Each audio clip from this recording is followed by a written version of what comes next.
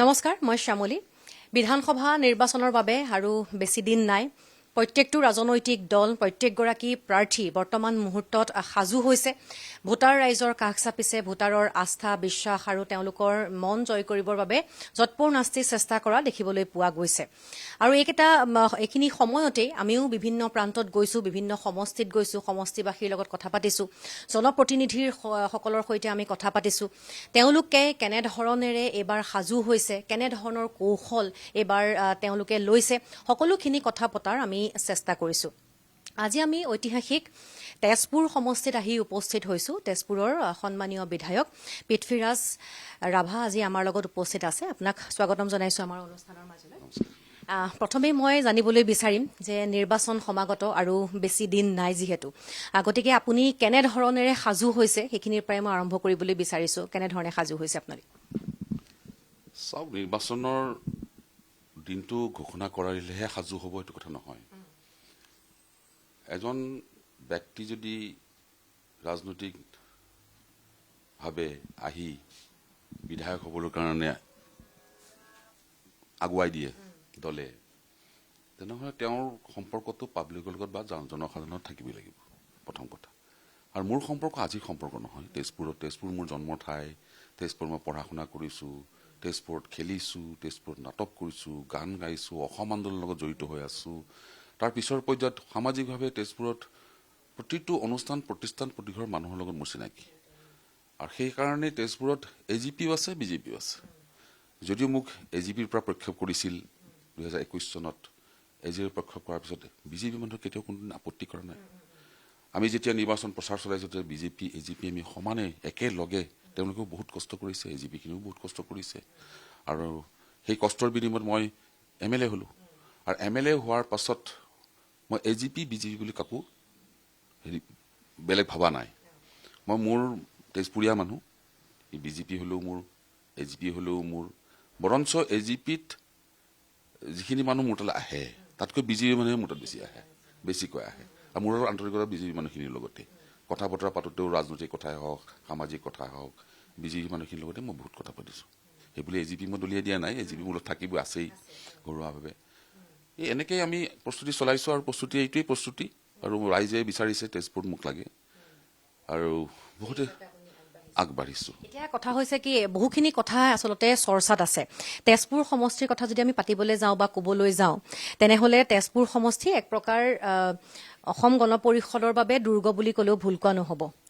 অসম গণ পৰিষদক তেজপুৰীয়াবাসীয়ে কেতিয়াও নিৰাশ নাই কৰা। এতিয়াও অসম গণ পৰিষদৰ পৰাই আপুনি যিহেতু বিধায়ক হিচাপে আছে, কিন্তু এইবাৰ তেজপুৰ সমষ্টিৰ বাবে আপোনালোকে মিত্ৰজোঁটত আছে যদিও BJPয়ে তেওঁলোকৰ কেইবাগৰাকীও প্ৰাৰ্থীৰ নাম, BJPৰ পৰা কেইবাগৰাকীও প্ৰাৰ্থীৰ নাম তেজপুৰ সমষ্টিৰ পৰা কিন্তু যথেষ্ট চৰ্চাত আছে। এই কথাটো আচলতে কিয় হ'বলৈ পাইছে? কাৰণ BJPৰ পৰাও কেইবাগৰাকীও, প্ৰায় 3গৰাকীমান প্ৰাৰ্থিত্ব প্ৰত্যাশী আছে। এগৰাকী চিটিং MLA থকাৰ পাছত, আকৌ মিত্ৰজোঁটৰ চৰকাৰ থকাৰ পিছত আপোনাক বাদ দি বেলেগৰ কথা কিয় ভবা হৈছে? 21 যেতিয়া মই নিৰ্বাচন খেলিছিলোঁ, তেতিয়াও আছিলে। সকলোৰে এটা আশা থাকে, যিটো দলৰ লগত তেখেতসকলে কাম কৰি আছে, সেই দলৰ কৰ্মী হিচাপে আছে, তেওঁলোকে তেওঁলোকৰ মানুহজন পোৱাটো বিচাৰে। অসম গণ পৰিষদে হওক বা ভাৰতীয় জনতা পাৰ্টি হওক বা যোন পাৰ্টিত নহওক, সকলোৱে বিচাৰে। আৰু যোৱাবাৰো বিচাৰিছিলে, এইবাৰো বিচাৰিছে। আৰু আচৰিত কথা, যিসকলে এতিয়া শিৰোনামাত আহিছে BJPৰ, তেওঁলোকেতো মোক ফোন কৰি কথা পাতিছে, দাদা আপুনি পালেই ভাল, আপুনি সেই কথাও পাতিছে, আপুনি পালে আমি লগত আছোঁ। গতিকে মোৰ এটা কথা হ'ল, তেজপুৰ বিশেষকৈ, মই অন্য জেগাত নকওঁ, মই তেজপুৰৰ মানুহখিনিৰ স্বাভিমান আছে। স্বাভিমান আছে এইকাৰণেই যে তেজপুৰীয়া বুলি স্বাভিমান আছে। আৰু তেজপুৰৰ যিটো অৱদান অসমত, অসমীয়া সাহিত্য, সংস্কৃতি, ৰাজনীতি, সকলো দিশৰ পৰাই যিটো অৱদান আছে, আনকি ক্ৰীড়াৰ ক্ষেত্ৰতো বহুত অৱদান আছে। এই অৱদানেই তেজপুৰৰ মানুহখিনিক এটা স্বাভিমান আনি দিছে। আপুনি যদি এজন দুখীয়া মানুহৰ ঘৰত যায়, তেজপুৰৰ ভগা চিগা ঘৰ, তাৰ চোতালত সোমাই যদি আপুনি কিছুমান কথা পাতে, সংস্কৃতিয়ে হওক, ক্ৰীড়াৰ ক্ষেত্ৰতে হওক বা সাহিত্য হওক, ইত্যাদি ইত্যাদি কথা পাতে, সেইজন মানুহে আপোনাৰ লগত যিধৰণে কথা পাতিব, বেলেগ ঠাইৰ মানুহে সেইধৰণে কথা পাতিব নোৱাৰে। ইমানেই তেওঁলোক শিক্ষিত মানে মই সেই কথা কোৱা নাই যে matric, higher secondary, degree pass কৰি, MA পাছ কৰি শিক্ষা, এই শিক্ষাৰ কথা কোৱা নাই মই।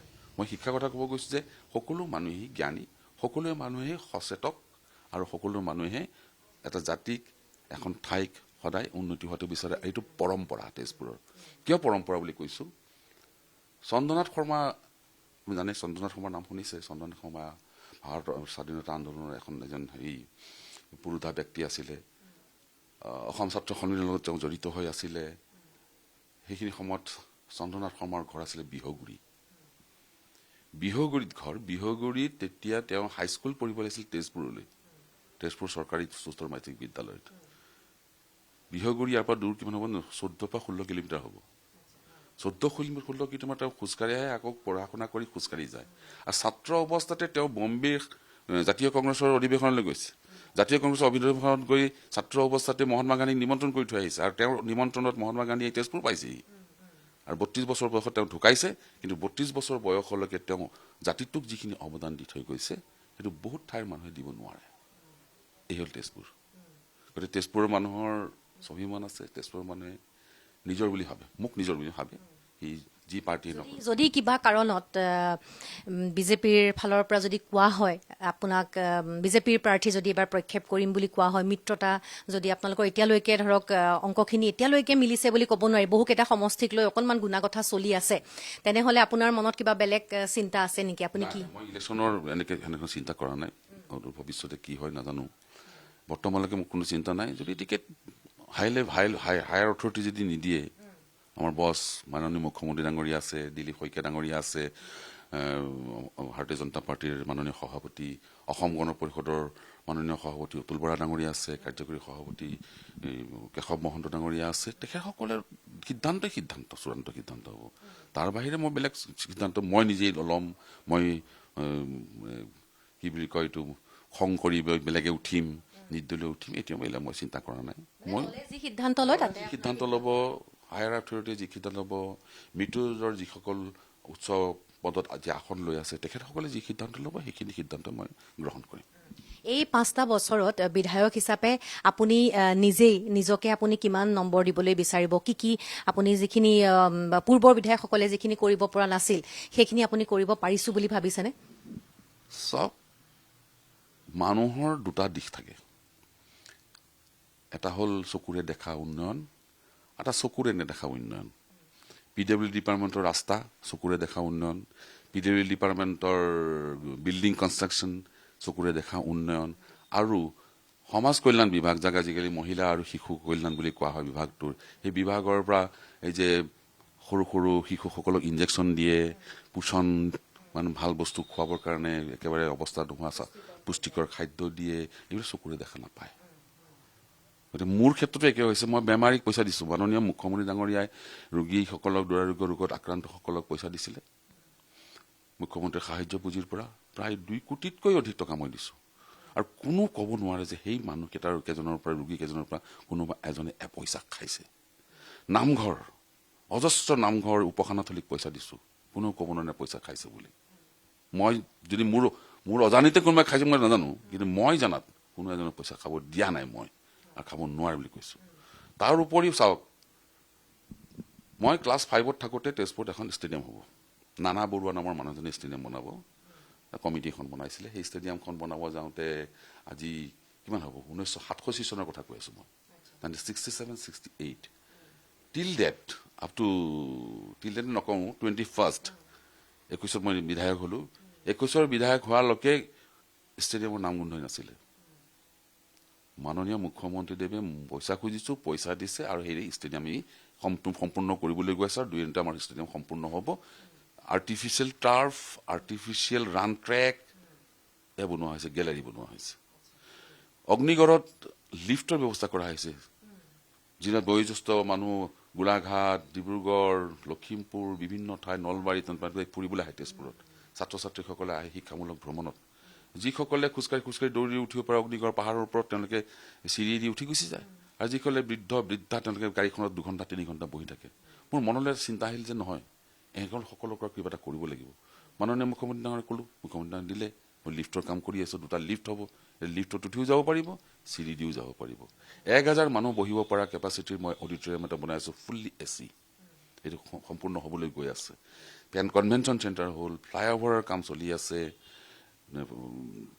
তেজপুৰ চহৰৰ বা তেজপুৰ আশে পাশে থকা নেশ্যনেল হাইৱেৰ বাহিৰে ডিভাইডাৰ দিয়া ৰাস্তাত তেজপুৰ মানে কেতিয়াও গাড়ী চলাই পোৱা নাই পোন প্ৰথমবাৰৰ বাবে মই তেজপুৰ ইউনিভাৰ্চিটিৰ পৰা পৰুৱা চাৰিআলি বুলি কয় পৰুৱা চাৰিআলিলৈকে মই ডিভাইডাৰ দিয়া ৰাস্তা বনাই আছো আৰু খুব কম দিনৰ ভিতৰত এই ডিভাইডাৰ ৰাস্তাটো হ'ব গতিকে যিখিনি সকলোগত পাইছো কৰি গৈ আছো খালি এটা প্ৰব্লেম তেজপুৰত হৈছে যে তেজপুৰত মাটিৰ অভাৱ মই যদি ডাঙৰ এটা ইণ্ডাষ্ট্ৰি আনিব খোজো ডাঙৰ এটা ইনষ্টিটিউশ্যন আনিব খোজো সেই ইণ্ডাষ্ট্ৰি ইনষ্টিটিউশ্যন বনাবৰ কাৰণে মাটি নাই মাটি লাগিব আপুনি স্মৰ্টব্য এটা কথা কওঁ মই তেজপুৰত যেতিয়া কেন্দ্ৰীয় বিশ্ববিদ্যালয় দিয়া হ'ল কেন্দ্ৰীয় বিশ্ববিদ্যালয়ৰ যিটো নপামৰ মাটি সেই মাটিখিনি যেতিয়া জোখ মাখ কৰিছিল তাত দেখা গৈছিল যে এই গোটেইবিলাক মাটি কলাগুৰু বিষ্ণুপ্ৰসাদ ৰাভাৰ পৰিয়ালৰ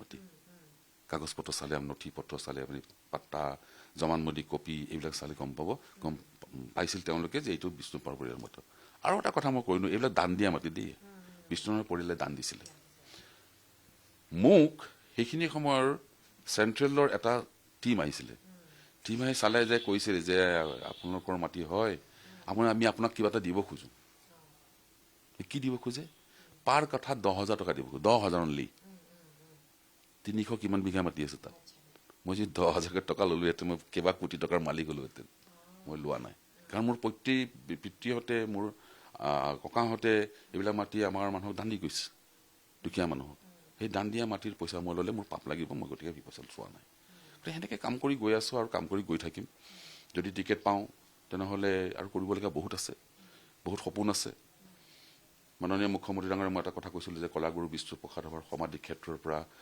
কলীয়া ভোমোৰা দলঙলৈ এটা সুন্দৰ ৰাস্তা বনাব লাগে তেওঁ হ'ব বুলি কৈছে আৰু আকৌ যদি মই MLA হ'ব পাৰোঁ তেনেহ'লে মাননীয় মুখ্যমন্ত্ৰীৰ পৰা মই টকা আনি সেই ৰাস্তাটো বনাম আৰু তেখেতৰ মতে এটা সুন্দৰ ৰাস্তা হ'ব নৈসৰ্গিক সৌন্দৰ্যৰে ৰাস্তা এটা হ'ব আৰু সেই ৰাস্তাটো হ'লে মানুহে বা পৰ্যটকে ফুৰিব আহিব পাৰিব ঘূৰিব পাৰিব আৰু তেজপুৰখন সাংস্কৃতিক নগৰী বুলি যিহেতু কোৱা হয় সাংস্কৃতিৰ বহুখিনি ৰথী মহাৰথী ইয়াৰ পৰাই মানে জন্ম হৈছিল ইয়াৰ পৰাই তেওঁলোকৰ যুগজয়ী সৃষ্টি প্ৰত্যেকগৰাকী অসমীয়াৰ আজি শিৰে শিৰে আছে বিষ্ণুপ্ৰসাদ ৰাভাৰ ঘৰতেই যিহেতু আজি আমি আছো বুলি ক'ব লাগিব গতিকে তেখেতৰ স্মৃতিৰ কাৰণে আপুনি এটা কথা উল্লেখ কৰিলে কিন্তু তেখেতৰ যিটো ঘৰ আছিলে যিটো তেখেতৰ থকা যিটো গৃহ সেইখিনি সংৰক্ষণৰ কাৰণে দীৰ্ঘদিনৰ পৰা আচলতে কথা কৈ অহা হৈছিল আমিও এটা অনুষ্ঠান তাত কৰাৰ কথা মোৰো মনত আছে কিন্তু সেইখিনি ক্ষেত্ৰত সেইটো সংৰক্ষণৰ কিবা ব্যৱস্থা নহ'ল নেকি ব্যক্তিগত ঘৰ সামাজিক অনুষ্ঠান নহয়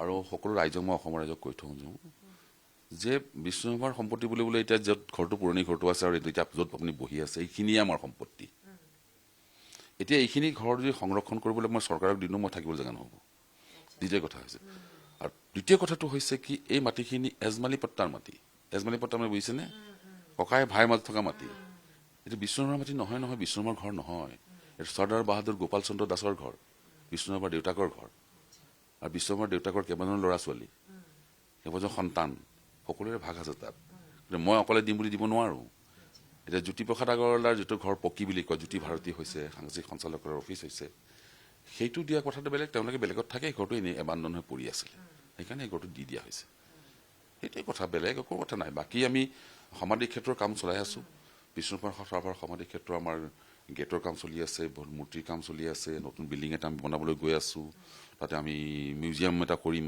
এই মিউজিয়ামত আমি বিষ্ণুৰাভাৰ বিভিন্ন সামগ্ৰী ৰখাৰ উপৰিও অসমৰ জাতি জনগোষ্ঠীৰ কিছুমান সামগ্ৰী আমি ৰাখিব পাৰোঁ নেকি সংৰক্ষণ কৰিব পাৰোঁ নেকি সেইটো আমি চিন্তা চৰ্চা কৰি আছো গতিকে সেইটো এটা খুব সুন্দৰ অনুষ্ঠান হ'ব আৰু বিষ্ণুৰাভাৰ কথা সেইখিনিয়ে বিষ্ণুৰাভাৰ যিখিনি ক'বলৈ গ'লেতো মই বহুত কথা ক'ব লাগিব জ্যোতি বিষ্ণু সাংস্কৃতিক মঞ্চ য'ত অনিমা চৌধুৰী আমাৰ সংগীতা কাকতি এই সকল জড়িত হৈ আছে গুৱাহাটী কমাৰ্চ কলেজত আমি প্ৰতি বছৰে দুবাৰকৈ দুটা চিনত জ্যোতিপ্ৰসাদ আগৰৱালাৰ গীতৰ কৰ্মশালা আৰু বিষ্ণুপ্ৰসাদ ৰাভাৰ গীতৰ কৰ্মশালা পাতো কিতাপ ছপাইছো নোটেশ্যন বনাইছো পেন ড্ৰাইভত বনাইছো পেন ড্ৰাইভ বনাই নোটেশ্যন কিতাপ আমি দি ষ্টুডেণ্টখিনিক আমি দি দিওঁ তেওঁলোকে যাতে বিষ্ণুৰাভাৰ গান জ্যোতিপ্ৰসাদ আগৰৱালাৰ গান শুদ্ধকৈ গাব পাৰে চৰ্চা কৰিব পাৰে দিছো কৰি আছো এইখিনি বাহিৰৰ কথা মই MLA ৰ বাহিৰৰ মই MLA নোহোৱা আগৰ পৰাই কৰি আছো এতিয়া কেতিয়ালৈকে আপুনি আশা কৰিছে যে আপোনালোকৰ প্ৰাৰ্থিত্বৰ যিখন তালিকা ইতিমধ্যে কংগ্ৰেছে দিছে, ৰাইজৰ দিলে? মাননীয় মুখ্যমন্ত্ৰী ডাঙৰীয়াই কৈছে যে ইতিমধ্যে ভাৰতীয় জনতা পাৰ্টীৰ বাহিৰে বাকীখিনি আমাৰ সিদ্ধান্ত হৈ গৈছে। ভাৰতীয় জনতা পাৰ্টীৰ যিখিনি আমি প্ৰাৰ্থী দিব লাগে সেইখিনি প্ৰাৰ্থীৰ ফাইনেল কৰিবৰ কাৰণে আমি দিল্লীলৈ অপেক্ষা কৰিব লাগিব। দিল্লীলৈ অপেক্ষা কৰাৰ পিছত দিল্লীৰ পৰা যেতিয়া গ্ৰীণ ছিগনেল আহিব তেতিয়া দিল্লীৰ পৰা গ্ৰীণ ছিগনেল অহাৰ পিছতে ভাৰতীয় জনতা পাৰ্টীখিনি আমি ঘোষণা কৰিম। বাকীখিনি ঘোষণা কৰিব পাৰে যদিহে বিচাৰে, এইখিনি কথাও কৈছে। যদি অসম গণ পৰিষদে হওক বা BPF হওক বা অন্যান্য যি আমাৰ মিত্ৰজোঁট আছো তেওঁলোকে ঘোষণা কৰিব পাৰে যদি ঘোষণা কৰিব খোজে। আৰু যদি ঘোষণা নকৰে তেনেহ'লে আমি একেলগে সকলোৱে মিলি ঘোষণা কৰিম। ভাৰতীয় জনতা পাৰ্টী আৰু অন্যান্য সকলোৱে মিলি আমি একেলগে ঘোষণা কৰিম আমাৰ নিজৰ কোন কোন সমষ্টিত আমি নিৰ্বাচন খেলিম। এইবাৰ মুখ্যমন্ত্ৰীৰ মুখত এটা কথা খুবেই শুনিবলৈ পোৱা গৈছে যে অসম গণ পৰিষদে বন্ধুত্বমূলক প্ৰতিদ্বন্দ্বিতা আমাৰ থাকিব, বন্ধুত্বমূলক প্ৰতিদ্বন্দ্বিতা তেওঁলোকে কৰিব পাৰে, এনেধৰণৰ কথাটো খুব বেছি শুনিবলৈ আজি শুনিছো মই তেখেতৰ বক্তব্য।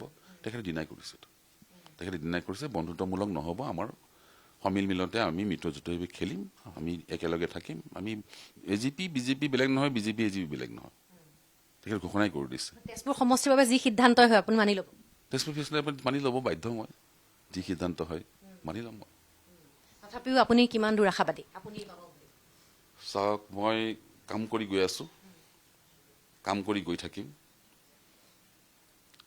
আৰু কাম কৰাৰ বিনিময়ত যদি বা কাম কৰি গৈ থকাৰ বিনিময়ত যদি মোৰ টিকেট দিয়ে মই আকৌ কাম কৰিম। আৰু যদি ভাবিছে যে মোৰ দ্বাৰা কাম নহ'ব তেনেহ'লে টিকেট নিদিলে মই নাম নকৰোঁ, নাই মোৰ নায়েই, চিনতে নাথাকিম ৰাজনীতিৰ চিনত।